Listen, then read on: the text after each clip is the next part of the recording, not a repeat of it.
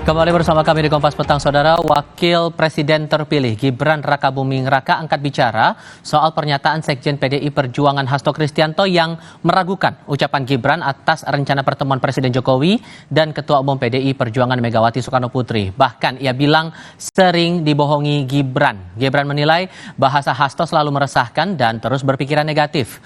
Gibran menyebut dirinya selalu berpikir positif, terutama soal silaturahmi pasca Pilpres berbanding terbalik dengan Hasto. Sebelumnya Hasto bilang dirinya meragukan harapan Gibran agar Jokowi dan Megawati bertemu karena menurutnya beberapa kali partai dibohongi. Sering bohong ke PDIP. Ini gimana, Mas? Ya, Pak Hasto kan bahasanya selalu gitu ya, meresahkan.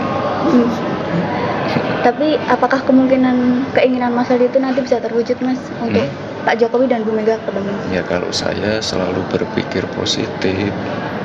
Sekali lagi, yang namanya silaturahmi itu hal yang baik. Kontestasi, kompetisi sudah selesai. Waktunya bermaaf-maafan, bergandengan tangan untuk memajukan Indonesia. Ya, kalau saya selalu berpikir positif.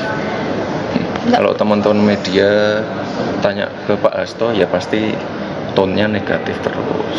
Kalau saya berpikir positif, mungkin beliau sedang sibuk, ya nanti diatur lagi waktunya. Itu ya.